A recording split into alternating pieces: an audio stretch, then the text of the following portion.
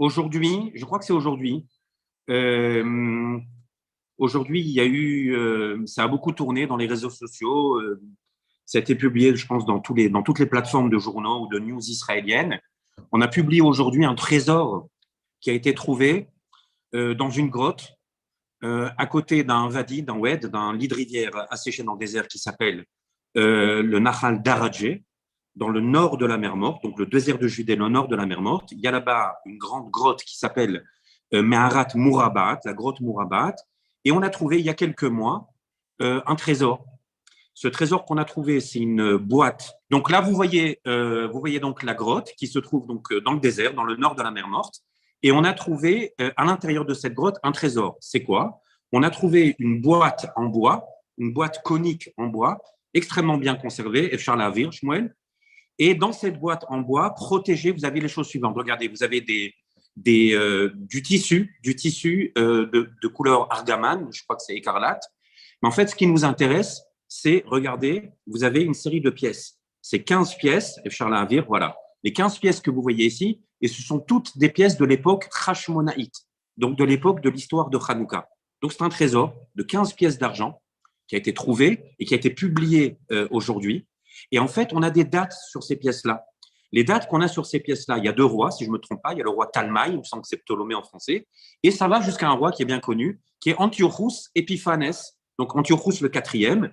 Et les pièces les plus récentes, on va dire, sont de moins 170. Alors, j'aimerais qu'on fasse une espèce de jeu, d'exercice. J'aimerais qu'on fasse une espèce d'exercice ensemble, de devinette. Qui c'est qui a mis ce trésor dans cette grotte par rapport à l'histoire de Hanouka? Quand c'est que dans l'histoire de Hanouka qu'on connaît, ces pièces ont pu être mises? Il y a quelqu'un qui est là-bas et qui cache un trésor. Alors, quand c'est qu'il y a dans l'histoire de Hanouka des gens qui sont dans des grottes, dans le désert, au bord de la mer Morte?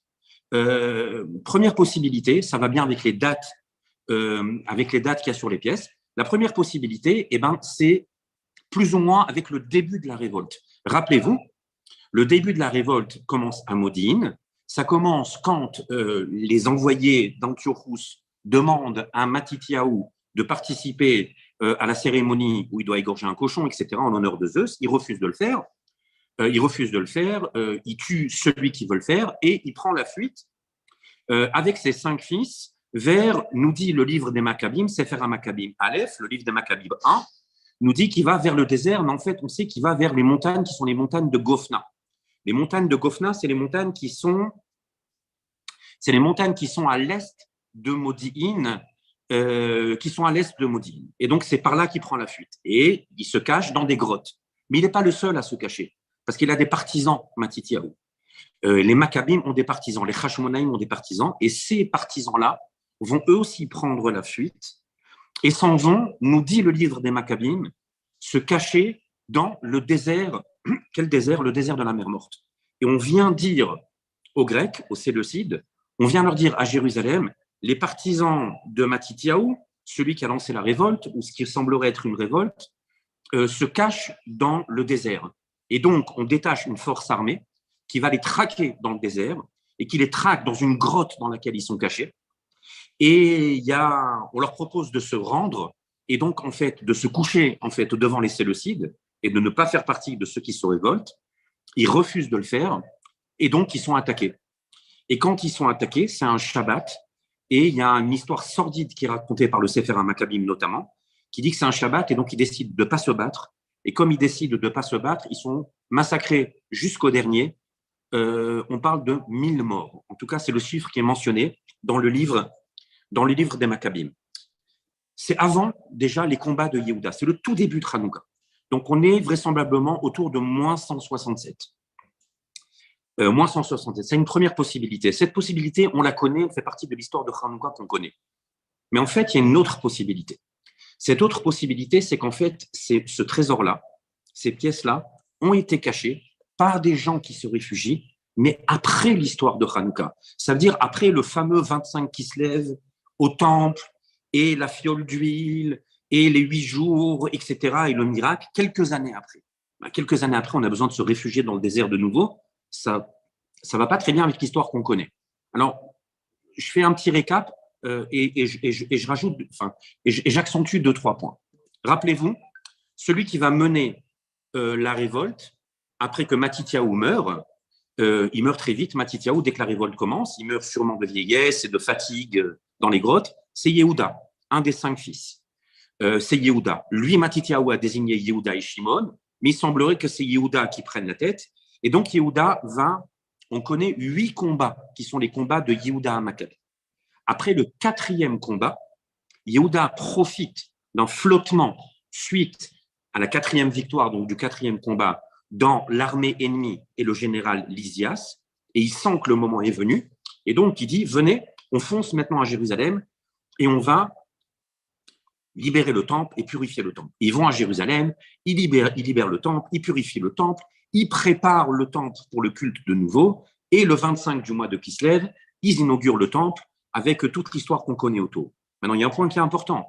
On parle du temple, seulement la ville de Jérusalem, il semblerait qu'elle n'est pas libérée. Ça veut dire qu'il y a une forteresse qui est tenue par les Séleucides, donc les Grecs, les Hellénisants, les Séleucides, qui s'appelle la Chakra.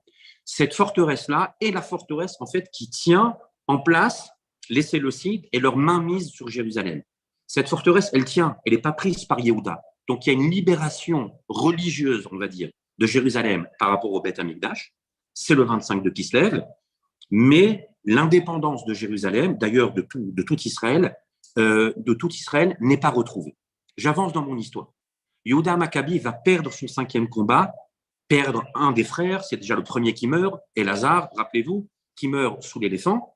Miraculeusement, Antiochus meurt, et donc, malgré qu'il a perdu le combat, eh ben, il peut s'en sortir. Il gagne son 6e combat, son 7e combat, il perd son 8e combat, et il meurt au 8e combat. Il arrive à rassembler seulement 800 soldats, une partie le quitte, il dit, moi, je n'ai pas le droit de quitter le combat, et il meurt à ce 8e combat, et a priori, tout est fini. Ça veut dire que s'il y avait un Hanouka, ben, il aura été fêté pendant 2-3 ans, ou peut-être 4 ans, mais pas plus que ça. Parce que quand je vous dis que tout est fini, c'est tout est fini. Ça veut dire que Jérusalem est perdue, ça veut dire qu'on se sauve, ça veut dire qu'on est traqué par les Séleucides, ça veut dire qu'on est tellement traqué qu'il faut se sauver, nous raconte le livre de Maccabim, dans les grottes de Tkoa, la région de Gush Etzion, pour ceux qui connaissent, au sud-est de Yerushalayim, et jusque dans la mer Morte, au bord de la mer Morte. Maintenant, vous connaissez votre Tanakh, quand on se sauve dans le désert, c'est vraiment qu'on est dans une situation désespérée.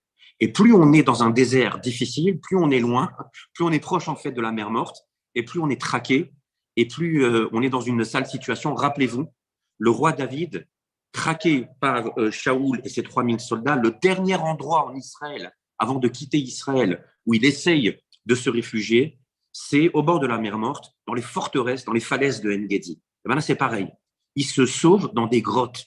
Et donc, ils perdent Yerushalayim, ils perdent leur armée, ils perdent tout ce qui a été gagné pendant ces 8 combats de Yehuda à Maccabi, et on se retrouve exactement comme au tout début de la révolte, et tout s'est cassé la figure. En fait, c'est même pire que ça, parce qu'il y a une vengeance terrible des Séleucides. Ils prennent aussi tous les notables de Judée, ils les prennent en otage. Dans la forteresse, la Chakra de Jérusalem, pour être sûr qu'elle ne sera pas attaquée. Et il y a même plus que ça, nous raconte le livre de Maccabim un fait qui est intéressant à mon avis. Je vous donne une interprétation d'un de mes maîtres par rapport à ça, Dr Hagi Amitsour.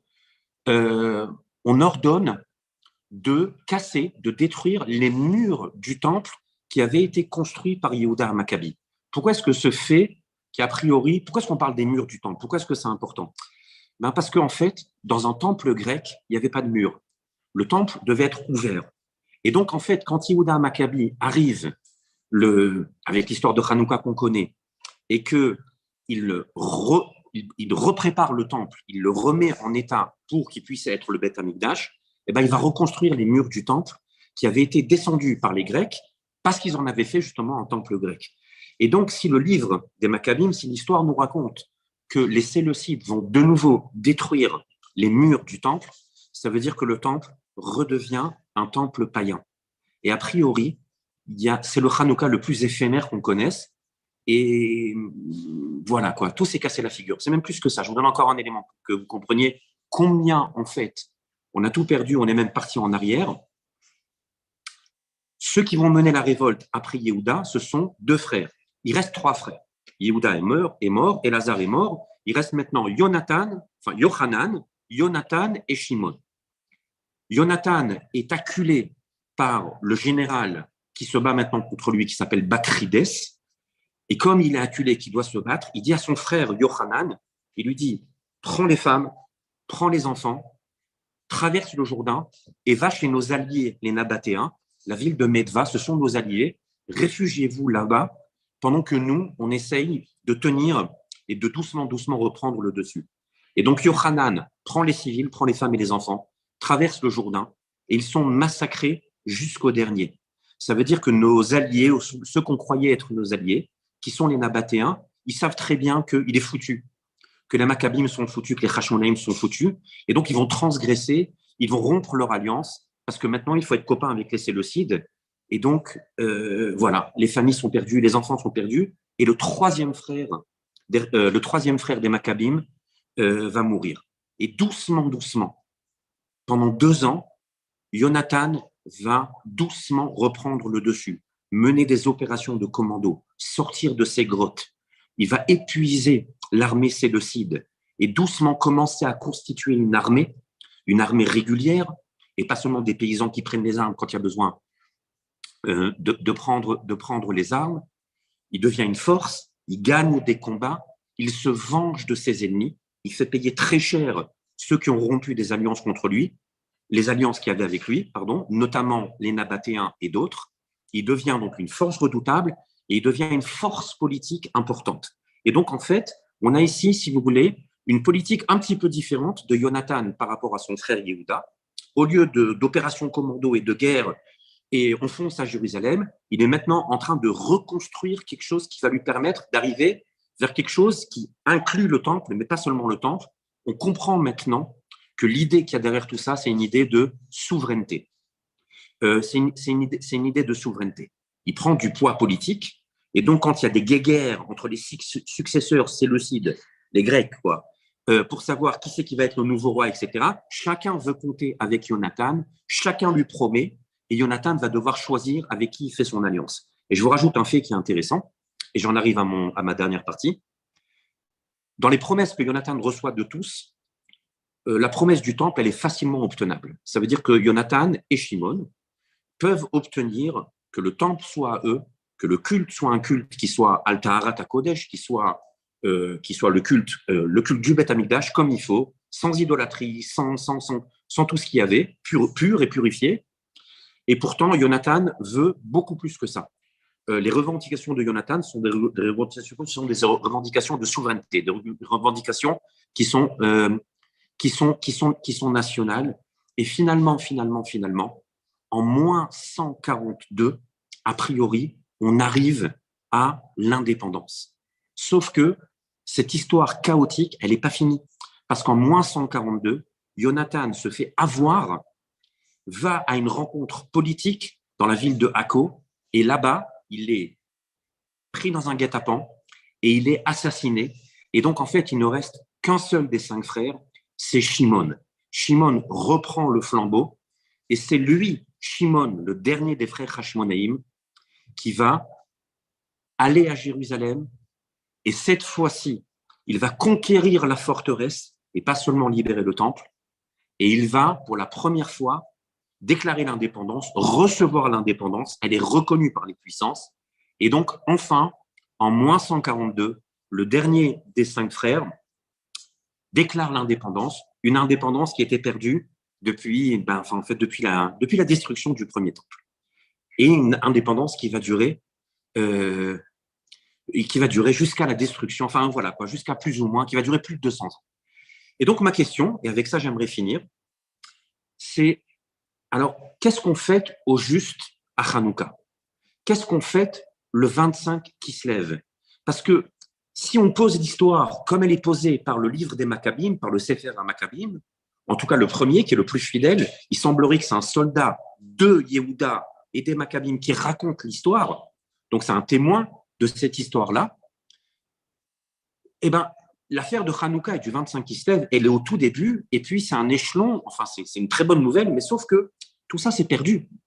Et qu'ensuite, il y a 25 ans, c'est une histoire qui dure un quart de siècle, jusqu'à ce qu'on arrive, après beaucoup, beaucoup de difficultés, après énormément aussi comment on va dire, d'habileté politique, et pas seulement militaire, qu'on arrive à libérer le temple, avoir un Kohen Gadol, avoir un culte et avoir aussi une indépendance.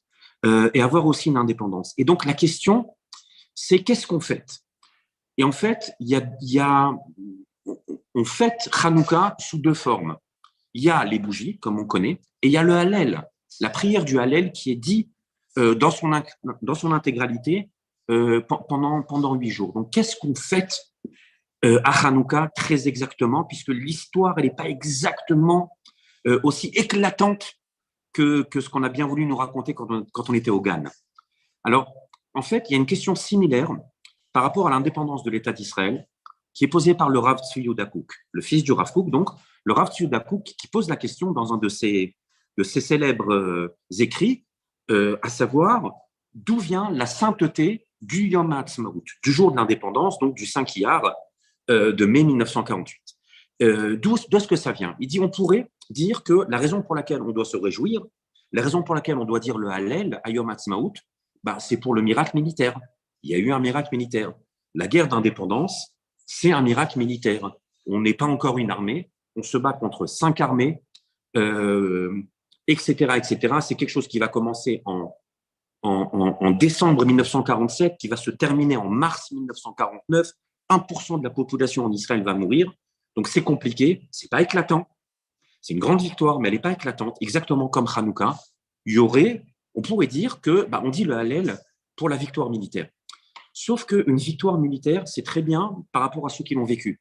Mais c'est pas quelque chose qui va rentrer dans un calendrier. C'est pas quelque chose, je pense, qui va rentrer dans la ligue du calendrier et donc, en fait, de la fête éternelle, d'un morceau de l'identité d'Israël.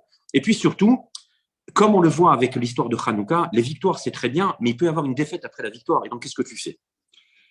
Et en fait, explique le Rav Kook qui dit non, ce qu'on fait, on fait quelque chose de très précis, on fait l'indépendance. Ça veut dire quoi l'indépendance? On fait le passage entre le moment où on est asservi aux nations, ce qui s'appelle l'exil, et le moment, juste après la déclaration, où on est maintenant indépendant. C'est ça qu'on fait.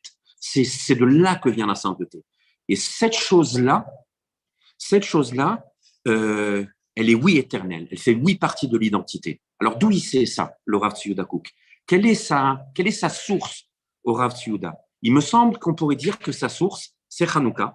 Et pas seulement Hanouka, mais les halachot, les lois par rapport à Hanouka, notamment le Rambam Maïmonide sur Hanouka. Alors, je ne vais pas tout vous lire, ne vous inquiétez pas. Mais voilà, le Hanouka, le Rambam Maïmonide, quand il commence à nous expliquer les lois par rapport à Hanouka, regardez par quoi il commence. Rien ne l'oblige à faire ça. Alors, je vous le dis en fait directement en français. Voilà, regardez la partie qui est directement en français. Donc, en gros, nous raconte Maïmonide, on s'attendait à ce qu'il nous parle du temple, de la fiole d'huile, du 25 Kislev, etc. Il dit non. Il dit pas du tout. Il y a une histoire quand les rois grecs ont décrété énormément de décrets sur Israël par rapport à la religion. Ils ne pouvaient pas étudier la Torah, etc. Ils sont entrés ensuite dans le temple, dans le Beth Amikdash, et ils l'ont donc Timou, ils l'ont rendu impur. J'avance un petit peu, on passe aux Français, les Grecs les opprimèrent jusqu'à ce que Dieu, le Dieu de nos pères, les prit en pitié et que les hommes de la maison de Hashmonaïm, les grands prêtres, les tuèrent, les Grecs donc, et sauvèrent les Juifs de leurs mains. Ils établirent un roi issu des prêtres et la royauté, regardez bien, c'est la phrase auquel je voulais arriver, et la royauté fut de nouveau instituée parmi Israël pour plus de 200 ans jusqu'à la destruction du second temple. Nous dit le Rambam, Maïmonide, la première chose par rapport à l'histoire de Hanouka, c'est qu'il faut que tu comprennes que Hanouka, c'est un point de départ. C'est un point de départ d'une indépendance retrouvée qui va durer jusqu'à la destruction du second temple. Ensuite, dans la deuxième halakha, la halakha bet, dans la troisième halakha, la halakha gimel, il raconte l'histoire qu'on connaît avec le 25 du mois de Kislev, avec la purification du Beth Amikdash, etc. D'accord? Et donc, en fait, comme il le dit dans la troisième halakha, il y a deux choses. Il y a le fait qu'on allume et il y a Yemé Simcha Ve'Halel, des jours de joie et des jours où de Hallel, comment on pourrait dire Hallel, de glorification et de remerciement à Hachem. Mais juste une seconde là, avant qu'on finisse. Le Rambam, il connaît un petit peu son histoire. Ça veut dire que si on va depuis les Hanouka, donc l'histoire des Hashmonaïm, et jusqu'à la destruction du second temple, il dit, ça, on le fait. C'est pour ça qu'on dit le Hallel. Mais vous vous rappelez certains des énergumènes qu'il y a pendant ces 200 ans, jusqu'à la destruction du second temple, il y en a un qu'on connaît tous, c'est Hérode, par exemple. La Gemara, le Talmud, dans le traité de Bava Batra, nous dit que Hérode a décimé le tribunal rabbinique, qu'il a tué les rabbins. Alors, on dit le Hallel sur ce Hérode-là. Et je ne sais pas, il y a par exemple le roi Agrippas, sa sœur Agrippas, Bérénice, est la maîtresse de Titus. Même après la destruction du temple, on dit le Hallel sur ces gens-là. Et vous savez quoi, on n'est pas besoin d'aller aussi loin dans l'histoire. Venons, on se rapproche de l'histoire de Hanouka. Un des rois Hashmonaïm, Alexander Yanaï, Alexandre Janet. Et Alexander Yanaï, ça devient un sadducéen à la fin de sa vie. Et donc, il est opposé aux rabbins, il est opposé aux prouchim, aux pharisiens que nous sommes. Vous savez quoi, je vais aller encore plus proche de l'histoire de Hanouka. Rappelez-vous, le dernier frère, celui qui va déclarer l'indépendance, c'est Shimon. Et bien, Shimon, il va régner pendant 7 ans. Et ensuite, Shimon, en moins 135, il est tué par son gendre. Il est tué par son gendre. Il y a même une question chez les historiens, est-ce que son gendre était juif ou pas? Alors, c'est sur ça, mais il le sait ça, Maïmonide, il le sait tout ça. Évidemment que c'est une situation qui n'est pas idéale, mais c'est l'indépendance. Et l'indépendance, c'est la condition, c'est comme ça que Israël doit être. Il n'y a pas de temple sans indépendance. Et l'histoire de Hanouka nous apprend aussi qu'il faut aussi aspirer à ce qu'il n'y ait pas d'indépendance sans le temple. Ça veut dire que, il me semble que l'ordre de Maïmonide dit la chose suivante. Vous me direz si vous êtes d'accord. S'il n'y avait pas eu d'indépendance, il n'y aurait pas eu Hanouka. Ça veut dire l'indépendance retrouvée jusqu'à la destruction du second temple, elle est une condition sine qua non pour l'histoire de Hanouka. C'est pas que la purification du temple et l'histoire de la fiole, mais d'abord, on retrouve notre indépendance. Dans le cadre de cette indépendance, on ne perd pas le nord. On comprend que le but, que la finalité, c'est un Israël qui soit dans l'état dans lequel il doit être et qui puisse rayonner, qui puisse porter sa voix, qui puisse amener la sainteté, et ça passe par le Beth Amikdash. C'est comme ça qu'on est Israël, c'est comme ça qu'on est juif. Et donc, en fait, il y a une interaction entre les deux.